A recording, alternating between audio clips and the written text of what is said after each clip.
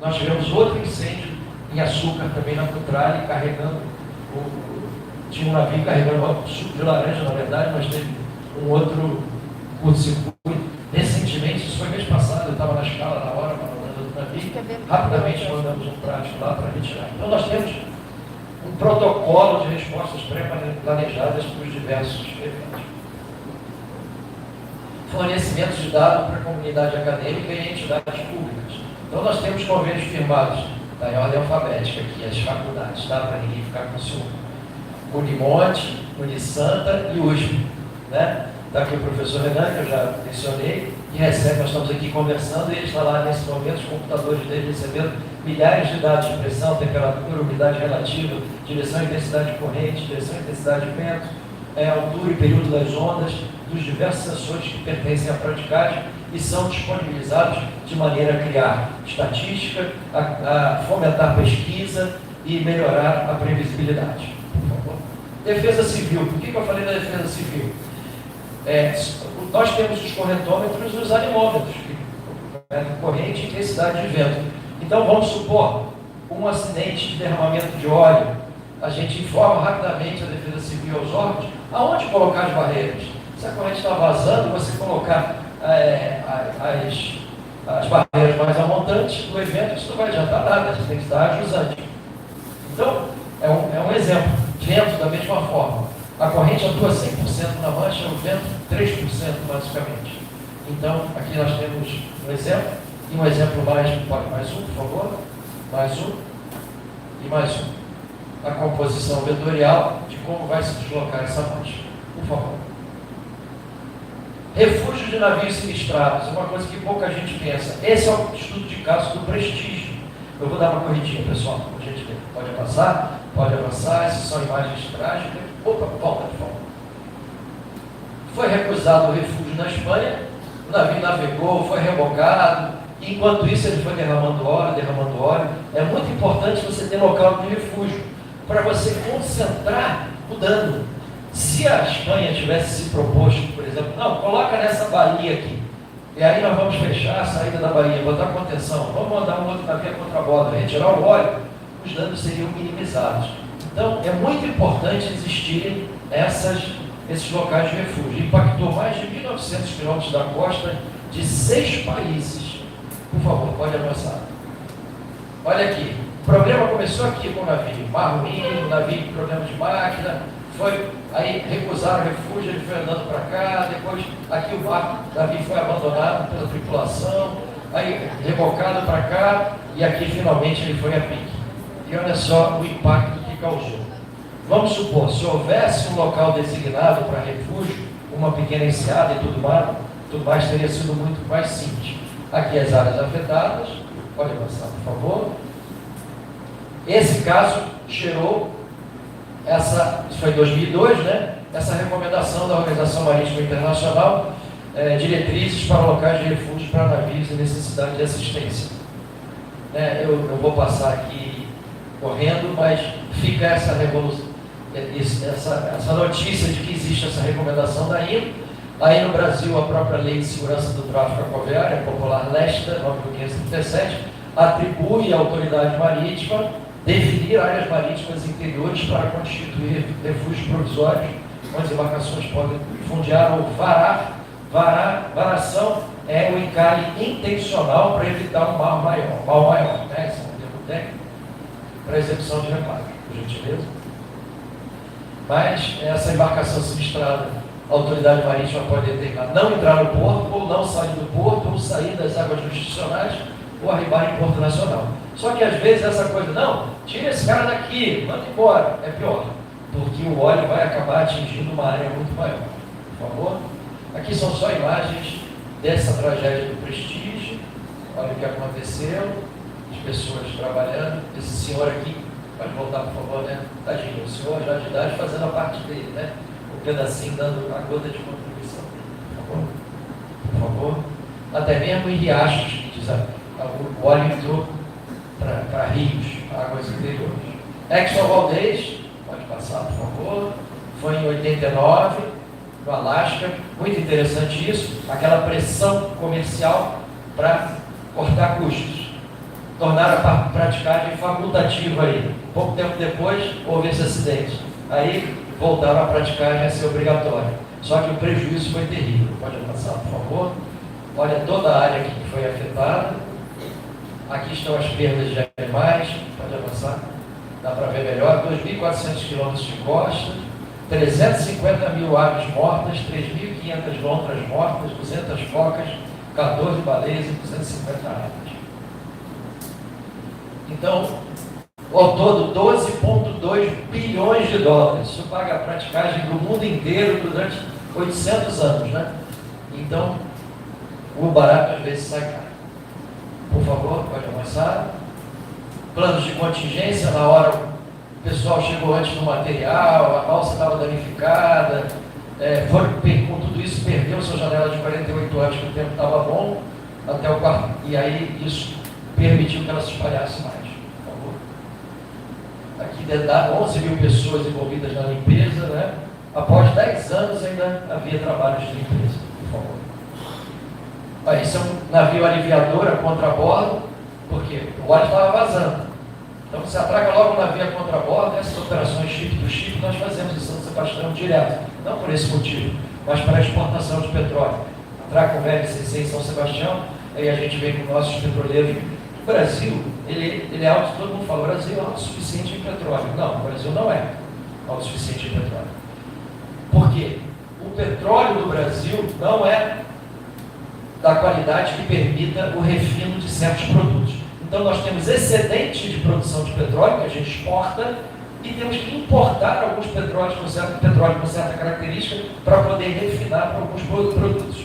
Então a gente exporta, mas também importa petróleo. E em operações chip do chip a gente faz em São Sebastião.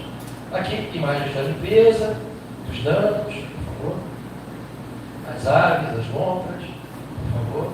Estatísticas de derramamento. Pessoal, isso é muito interessante. Isso aqui é a média da década de 70, média da década de 80, 90, 2000 e mais recentemente. Vocês vejam, 73, 78, nós tivemos a Convenção Marpol. Olha como já começa a ter algum efeito da Convenção Marpol.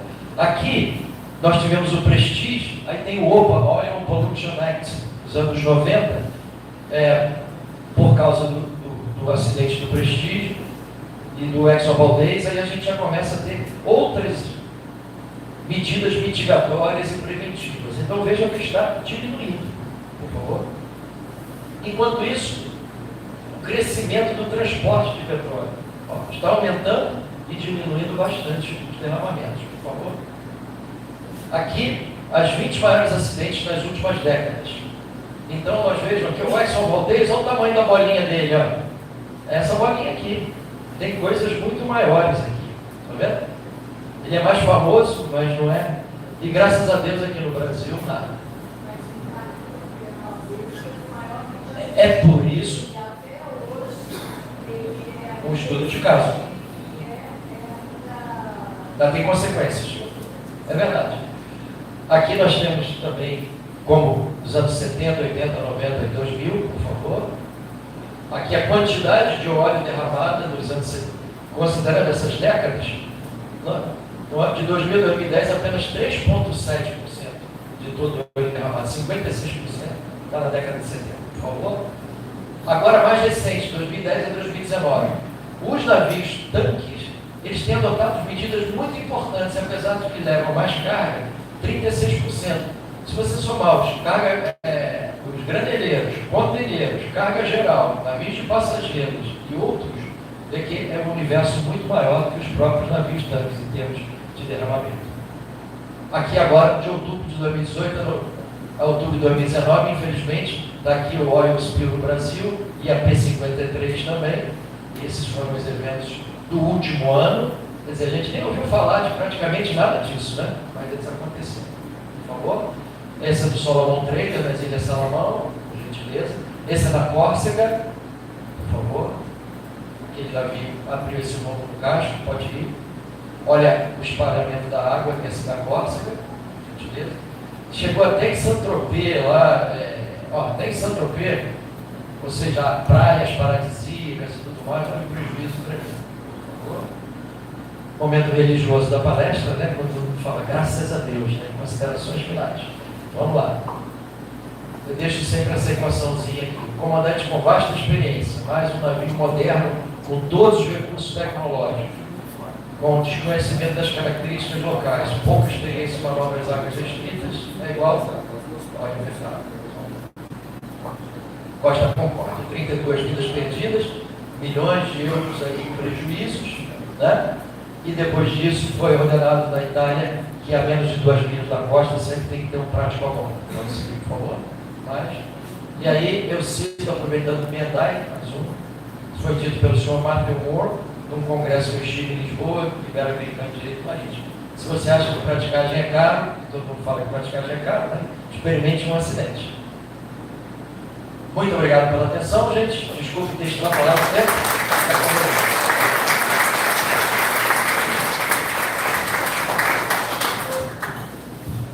Imagina, brilhantíssima exposição, a importância, a praticagem ela não poderia ficar de fora desse evento, até porque quando pensamos em desenvolvimento sustentável, né, os verdinhos gostam dos práticos, porque os práticos definitivamente previnem muitos acidentes. E eu só vou fazer uma colocação rapidamente. Por conta do adiantado da hora, eu gostaria que todas as perguntas fossem enviadas por e-mail da Abidem, que nós já vamos fornecer ao final do painel. Gostaria, por favor, que o professor Marcelo Mata, advogado, membro da Abidem, do Comitê de Meio Ambiente Marítimo e Portuário, com muita felicidade, membro da BDM, professor da Maritime Law Academy do Rio de Janeiro, coordenador do Rio de Janeiro, nos expusesse e fizesse esse link com essa questão do aumento do transporte marítimo, como foi muito bem falado pelo comandante Souza Filho, pelo comandante Pinheiro. Nós temos tido um aumento muito grande do transporte e quais são as normas a serem seguidas, qual o futuro do transporte com mais normas relacionadas ao desenvolvimento. Obrigado, Maria. Pessoal, bom dia, tudo bem? Está com 40 minutinhos de entrada, né? Quase no próximo painel. Eu vou tentar fazer uma exposição mais rápida possível, fico à disposição da professora para a gente bater um papo. O foco é transporte marítimo, segurança da navegação. Eu vou pontuar, basicamente, sempre trabalhar, tentando fazer uma reflexão com alguns elementos que eu acho que não foi abordado, ou carecem de ser abordados mais pelo Brasil. Vamos adiante? Tem assim, não? Vamos lá. A gente vai recorrer aqui primeiro aos 4 pilares de segurança da navegação. A gente tem um compromisso acadêmico aqui também, tem alunos participando. A lei mais importante vai ser o SOLAS aqui, nossa Convenção Internacional para a Salvaguarda do Humano no Mar. Ela foi consequência direta do acidente com um navio Titanic. Tem um propósito dela estabelecer para os meios para a construção naval, dotação de equipamentos de segurança, proteção de situações de emergência e qualificações certificadas de classe. A gente trabalha com a Marpol, como foi já mostrado aqui, foi uma significativa mudança no quadro de acidentes ambientais desde da Marpol, efetivamente, que é a Convenção Internacional para a Prevenção da Poluição por Navios. Ela é decorrente do incidente do Exxon Valdez. Na navegação, sempre que tem um acidente muito grande, a gente tem um arcabouço modificado. A gente tem uma nova convenção, um novo regulamento.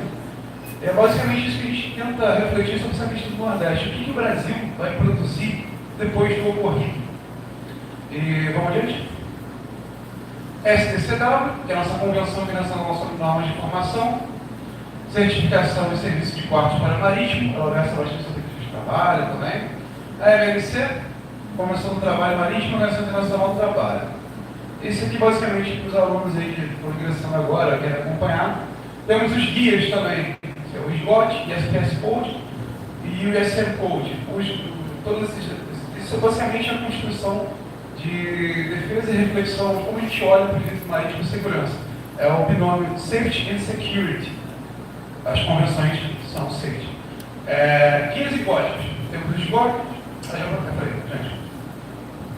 Tá bom? Aqui uma questão que eu trouxe para a reflexão dos senhores, até envolvendo a questão do Nordeste. A gente tem o International Tank Owners Coalition que é a questão do ITOF, que é uma instituição, uma consultoria, que ela é financiada 90% pelos PDI Clubs. O que são os PDI Clubs? São clubes de mútuo que os armadores criaram para poder instituir uma espécie de ressarcimento de danos a terceiros. Não é seguro, por favor. Né? Esse ITOF ele faz pesquisas, basicamente estabelece pareceres, ele atua em loco.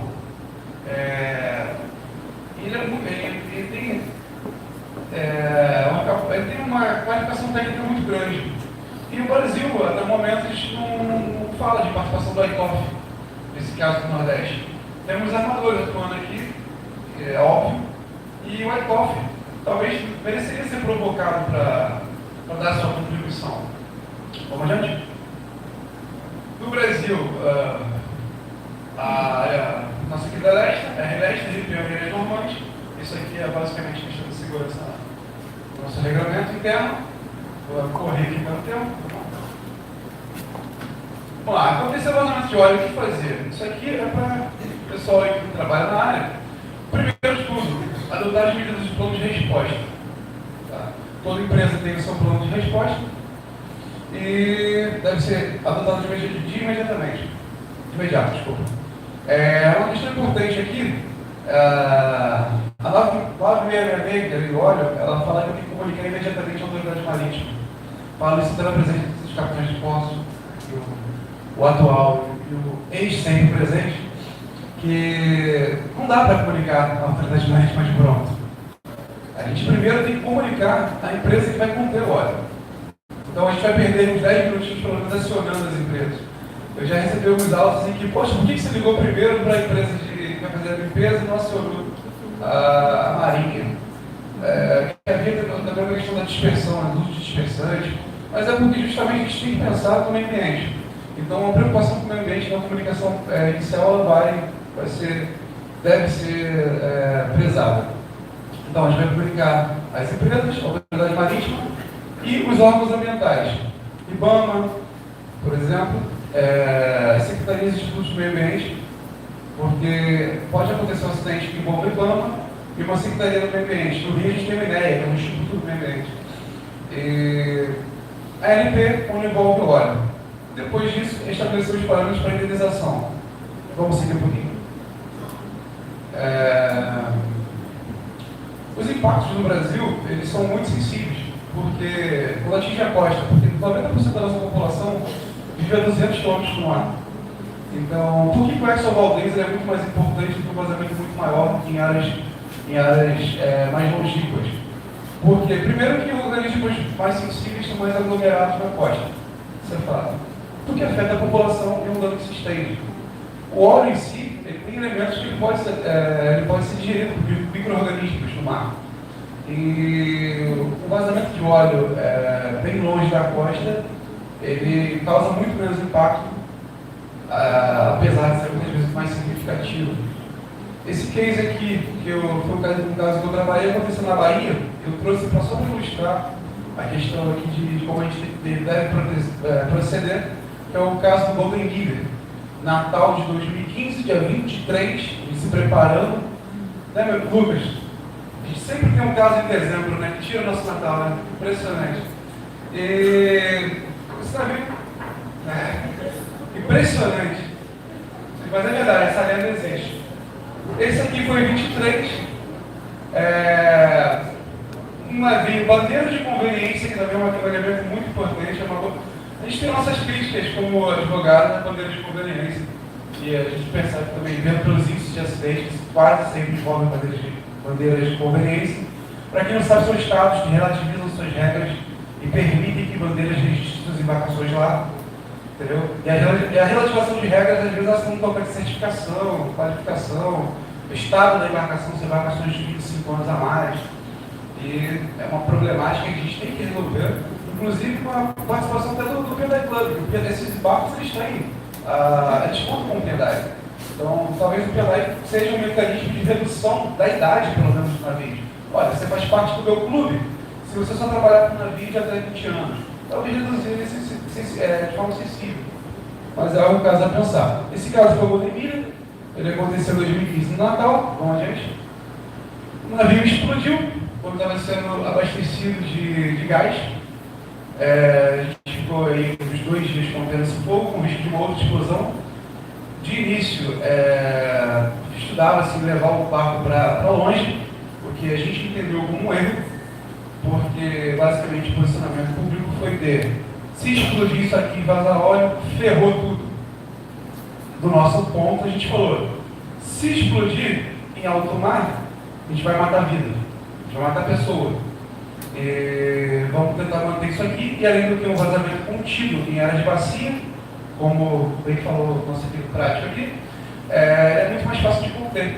Ele atingiu essa região aqui da Baía de Todos os Santos, foram mais ou menos 12 mil pescadores contra o armador do navio, e os resultados desses vazamentos na costa são muitos, às vezes a gente nem pensa.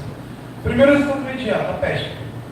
O pescador fica proibido de pescar, algumas espécies tipo xarel, eles são peixes maiores, acabam ficando impróprios para o consumo. Tem também a questão do dano pelo dano, a pessoa passa a não confiar mais no pescado da Bahia, porque aconteceu justamente isso. A gente tem os impactos das espécies, da biodiversidade, isso é muito óbvio, mas é uma questão de uma economia global aí que é totalmente afetada, e para quantificar isso é muito difícil, porque tem hotelaria que cai, enfim. Então a gente precisa pensar em como indenizar e como garantir fundos para isso. E toda hipótese de prevenção e de repressão e indenização, a gente tem que pensar primeiro em recursos. De como a gente vai promover esses recursos? Vamos adiante? Estado do Nordeste. Do meu ponto de vista, atuando como especialista já há alguns aninhos, na questão de especificamente acidente do navio, eu acho que a gente deveria estudar uma política de repreensão a manchas órfãs. A Marinha há muitos e muitos anos fala que vem analisando, estudando, fazendo inspeções, e tem estudos sobre manchas órfãs. Tudo bem, chegou uma mancha órfã gigantesca agora e atingiu o estado do Nordeste. Não seria o caso de ter bases avançadas, a gente contar com outras entidades. O Brasil não tem coast guard, como eu falei logo adiante. É um país de dimensões continentais e conta basicamente só com a Marinha. A gente tem a Polícia Marítima, mas é um serviço praticamente voluntário, que não tem remuneração, não atrai gente para participar disso. Não seria o caso, não desmerecendo a Marinha, porque a Marinha também tem um papel primordial nisso, faz as inspeções, mas toda aquela linha da Amazônia Azul que a gente viu ali, vou tocar isso adiante, a gente sabe que ela existe, a gente mapeou ela. Mas o CIRM está fazendo um trabalho magnífico de tentar identificar essas áreas. A gente sabe que é aquilo ali, a gente tem aquela delimitação do azulzinho, mas a gente não conhece o fundo, a gente não conhece o que está ali, a gente não sabe basicamente o que está ali. Então a gente precisa mapear isso de forma urgente. Então, talvez uma política de repressão mais nova, uma política de pontaria, talvez com uma entidade civil, uma polícia marítima, uma coast guard, alguma coisa do tipo, ou uma polícia federal fazendo fiscalizações. Esse trabalho não deve ficar só para a Marinha. Não que a Marinha não seja eficiente. E se entender se deve ser feito só pela Marinha, vamos aumentar o recurso da nossa Marinha. Incentivo à denúncia. A gente recebe diariamente notícias de pescadores que vão a alto mar e verificam manchas de óleo gigantescas às vezes. E isso é tratado como algo comum, não deve ser comum, de forma alguma, sabe? Uma mancha órfã não é algo comum. Então a gente deveria incentivar a denúncia, assim, talvez até financiando, assim como a gente gratifica, bonifica aquele que salva o náufrago, por que a gente não poderia bonificar aquele que contribuiu para o meio ambiente? E um ponto que eu acho extremamente importante, que para mim é uma questão incógnita muito grande, todos os países do mundo praticamente têm o PEM, que é o Planejamento Espacial Marítimo. O Brasil é um dos poucos países que não tem, e por iniciativa do governo agora, foi instituído junto do CIRM, que é a Comissão Interministerial, que é de Brasília, que envolve a Marinha do Brasil, o Ministério da Agricultura, várias outras autarquias e órgãos do Brasil, que é justamente mapear toda a Amazônia Azul e todo o nosso mar. E a gente tem que investir muito nisso. E fica aqui o convite para que as empresas participem, procurem o CIRM. O CIRM está dando esse trabalho com recursos da União, com recursos da Marinha. E como eu conversei com o comandante Rodrigo umas 3 semanas atrás, que é o responsável por isso, ele adoraria receber informações de empresa, por exemplo. Vamos adiante? condição ainda de saber. Nem o Brasil, nem lugar nenhum. Mas vamos colocar aqui 5 pontos que essas lesson learned vão ter que obrigatoriamente tocar. O primeiro, qual a forma de atendimento desse tipo de emergência que você não pode detectar uma mancha chegando na superfície? Que os sistemas de superfície não são perfeitos. Eles podem detectar alguns pontos, mas não o grosso. Segundo, e com isso, adaptar os próprios planos, do plano nacional ao plano individual. Como é que eu me adapto para a surpresa? Existe adaptação para a surpresa? Existe adaptação, resposta para um golpe surpresa? Segundo, monitoramento e controle. Se eu não posso monitorar de cima, quais são as alternativas que eu tenho de monitorar de baixo? Será que tenho? Terceiro, comunicação e investigação. Aqui entra um critério que há muito tempo vem se discutindo, eu acho que a doutora Débora vai falar muito disso, de qual que é a participação das entidades subnacionais e locais dentro de um processo de inquérito. A Marinha não consegue sozinha, o IBAMA não consegue sozinho, ninguém consegue sozinho diante de uma situação dessa. A colaboração é necessária. O dado que um tem, o outro não tem. O cruzamento de dados, o cruzamento de informações, o cruzamento de ações. Ah, mas Antônio, é possível? Não, não é possível, só é previsto. Se assim não fosse, o plano não tinha a sequência, nem o encadeamento de atividades e a cadeia de comando, envolvendo todas essas entidades públicas e privadas. Acreditem, privadas. Muito bem. As lessons learned, conforme eu falei para vocês, e um quinto item. Derrame de óleo no mar, eu vou vender o peixe que me venderam. E quem me vendeu esse peixe foi o técnico da EPA. Você tem as seguintes formas de tratar: as barreiras, os dispersantes. Tem uma terceira forma muito interessante que ele falou: muitas vezes a gente pode optar por queimar, mas o que não é livre de consequências. Mas barreiras, dispersantes, tanto químicos quanto mecânicos, ou a queima, gera sempre uma precipitação de muito material na lâmina d'água. E esse material vai parar na plataforma ou nos fundos marinhos, que são duas outras categorias importantíssimas da Montego Bay 82, aqui chamada de Convenção das Nações Unidas para o Direito do Mar. Só que tem um detalhe, queridos: a plataforma continental é patrimônio de todos os brasileiros, inclusive o ambiental. Os fundos marinhos não é res no rios, ou seja, não é coisa de ninguém. Os fundos marinhos, por força da Assembleia Geral das Nações Unidas, ou seja, norma vinculante, é coisa de todo mundo. Então, o ambiente marinho é coisa de todo mundo. A precipitação dessa poluição marinha afeta a mim, a você, a qualquer um, e não existe técnica de recuperação de área degradada para isso. Ah, mas a gente espera precipitar e depois vai lá e arruma. Arruma?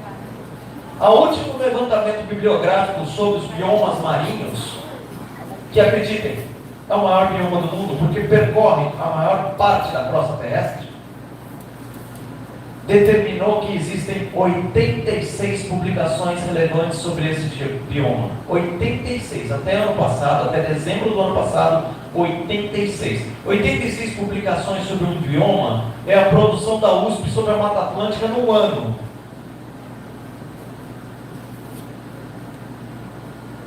Até hoje os fundos marinhos têm 86. Como é que você vai fazer linha de base para uma recuperação diária de um lugar desse? Isso é segurança da navegação? Muito bem. Além disso, a norma 966, ela coloca o seguinte: isso no artigo 1º da norma 966, ela fala assim: a minha aplicação é subsidiária.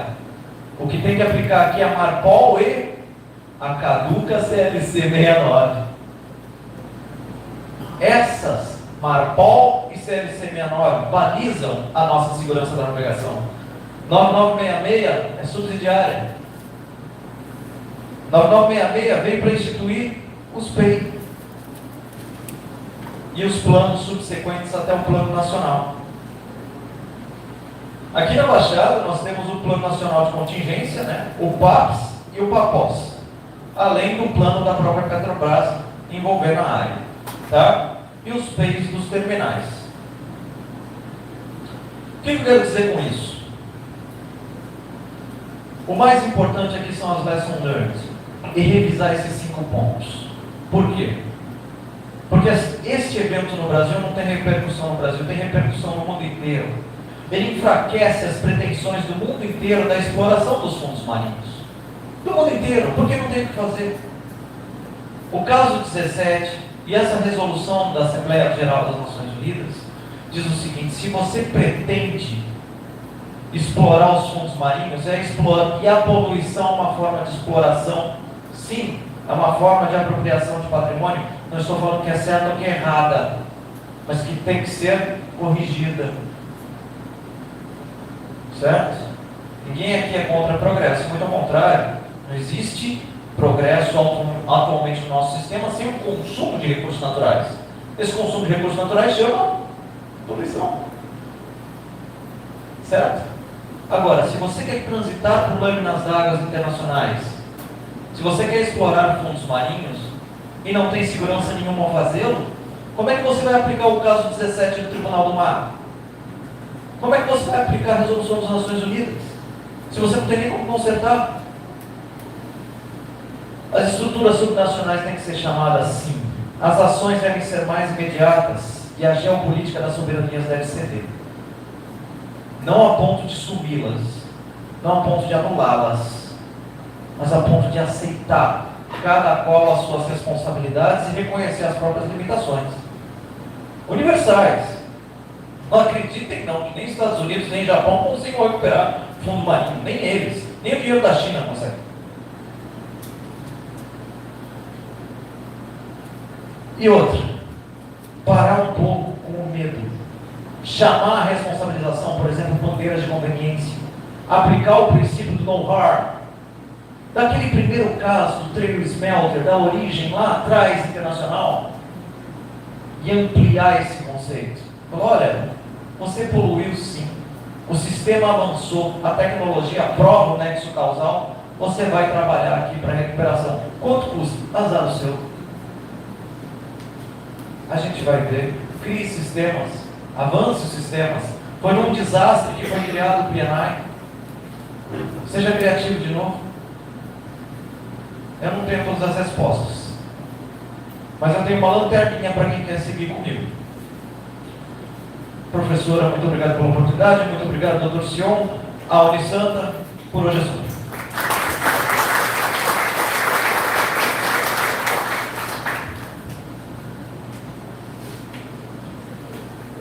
Bom, eu não digo que foram reflexões, mas provocações dessa vez, e infelizmente não temos tempo para perguntas, mas as perguntas podem ser enviadas como e-mail da Abidem, professores. contato@abidem, com M no final, .org. As perguntas podem ser enviadas ou passadas aqui para o Dr. Gustavo Santiago, que é o secretário da Abidem, que vai direcionar as perguntas aos palestrantes e expositores. Eu gostaria, portanto, devido ao alongado da hora, encerrar esse painel para que nós possamos iniciar o próximo painel. Tá? Para tanto, eu só peço a Laís que traga, por favor, um mimo aos nossos expositores e peço para uma foto oficial também. Eu vou encerrar o painel. Obrigada.